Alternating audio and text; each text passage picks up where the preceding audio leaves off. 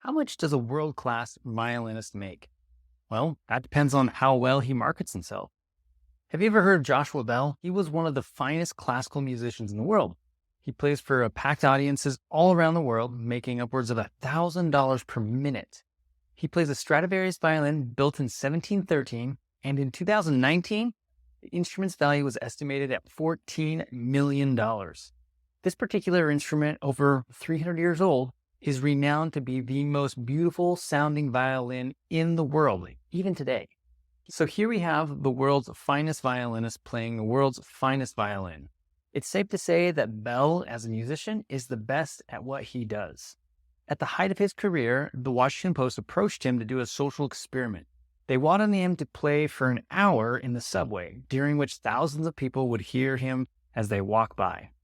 So, on the morning of January 7th, 2007, Bell played a set list of classical masterpieces with his violin case open.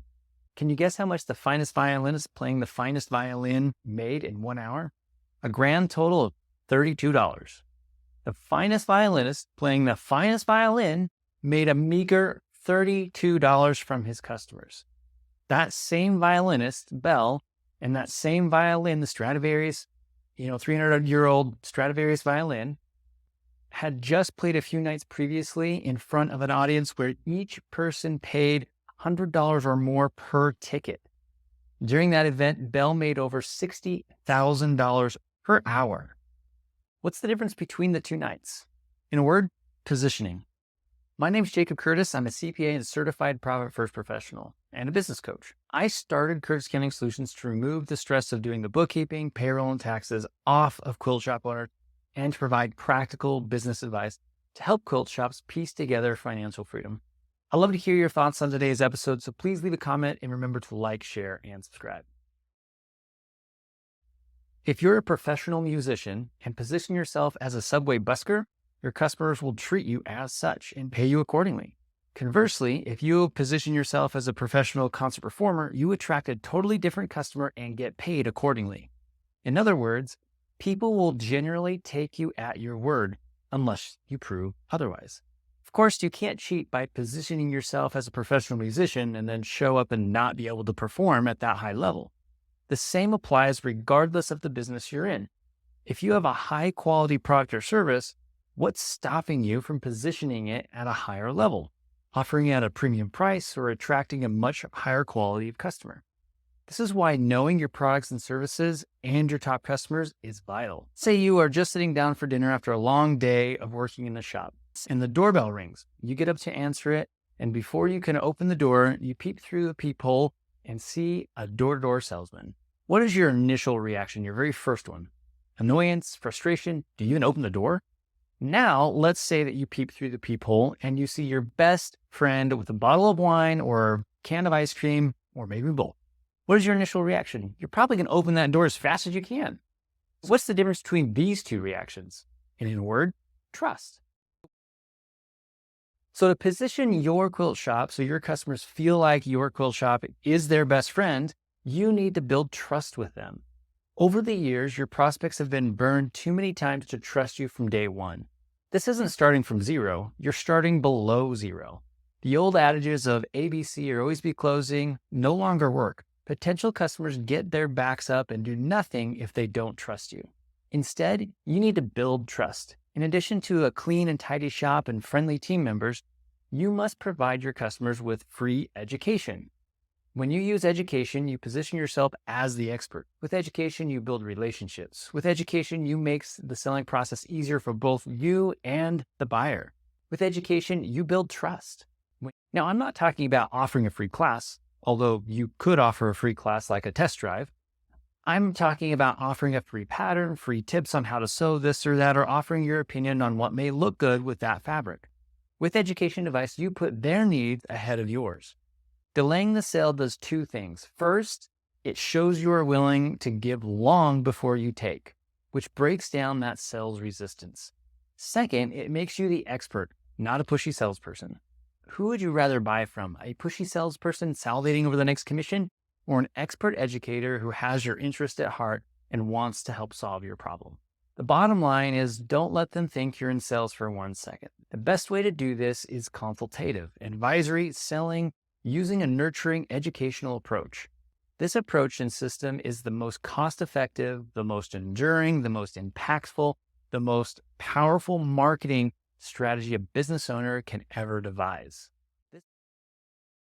Ask most people and they will tell you that they despise working with large, dumb companies. Poor service, indifferent staff, and out-of-touch management are hallmarks of a large company. Yet, for some reason, we keep dealing with them despite knowing there are probably much better options out there. One of the biggest reasons for this is comfort. Better the devil you know than the one you don't. People know that while they might not have the best service, they also know it is way less likely that they're going to be scammed by a large company. This puts you at an immediate disadvantage. Most potential customers do not do the in-depth analysis to verify your cute little quilt shop. They often take a cursory look around your store, website, and social media and judge you by your cover. This is why it's increasingly important to present yourself in a way that conveys trust, credibility, and confidence. As you grow and have more resources available, here are a few things you can update and improve. Website. If you don't have one, you need one. Your website is probably the very first place your potential customers look. Beware of the following signals, which scream warnings subconsciously to your potential customers as they browse your website. No reviews or testimonials. Get these as soon as you possibly can. These are social proof. No phone number is listed. You need to list your phone number so everyone can see it. A P.O. box address or no address is listed. Make sure to list your address on your website. There's no privacy or terms of use policy listed, and templates are widely available. Use that. And finally, the overall web design is bad or outdated. Don't skimp on design. While copywriting or the words is most important, the look and feel of your website are second. Don't skimp on this just to save a few bucks. Next is your email address. Use your domain branded email address. As soon as you have the resources available, get a domain branded email address and stop using Gmail, Hotmail, Yahoo, AOL, or Outlook. Next, phone number. The phone number you use says a lot about you. You are perceived as a small business if you use a local number, and if you have an 800 number or a vanity number, you have a more of a national feel. Again, you need to know your target market to know what is best for you. A CRM or customer relationship management tool. As we discussed in a previous blog, you need a system to track your customers and potential customers' information. Using these tools and strategies can help you punch above your weight class. While these tools are not a replacement for having great products and services, they can help you manage perception and build trust. An outrageous guarantee. We humans are risk averse. Tasting spoons at the ice cream shop are proof. People hold up the line, tasting several flavors just so that their final choice doesn't disappoint. Risk reversal in the form of an outrageous guarantee means that if the product or service doesn't work out for the buyer, you're the one, the seller, who will lose something rather than the customer. An outrageous guarantee needs to be more powerful than just money back guarantee or satisfaction guarantee. If you have something to lose more than just a sale, you'll show confidence in your products and services and more easily avoid the alarm bells going off in your customers' heads, making the sale easier. Here's a practical example. What things might I fear if I want to hire an IT company for my business? Here are a few things that come to mind. Are they going to send a junior employee who will screw things up and have to call a senior employee to come out and bail them out? Are they going to be available when I have an emergency? Will the problems they fix keep coming back? Are they going to bamboozle me with geek speak when I ask for more details? A risk reversal guarantee or an outrageous guarantee for an IT company might be something like this.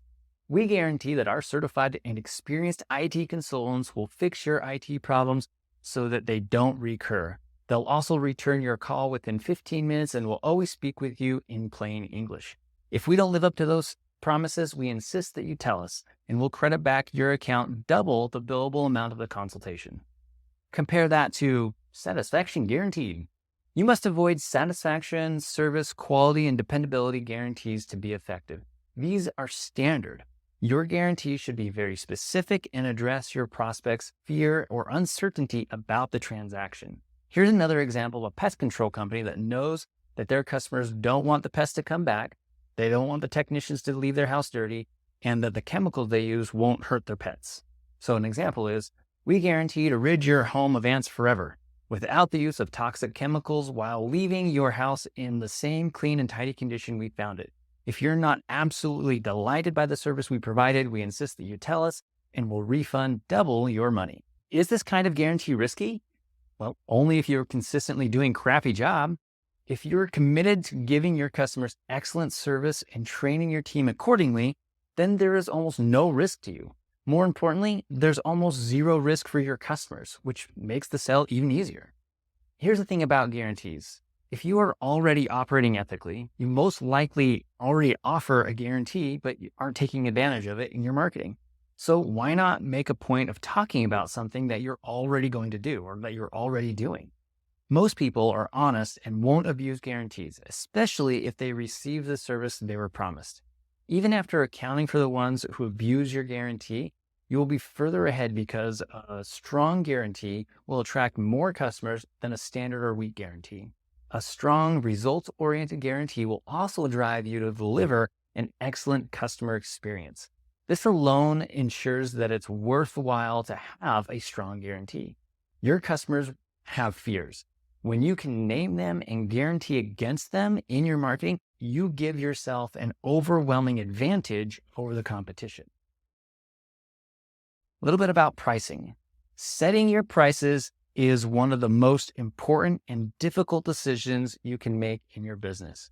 Pricing touches every aspect of your business. Get it wrong and it causes stress and frustration. Get it right and things are good.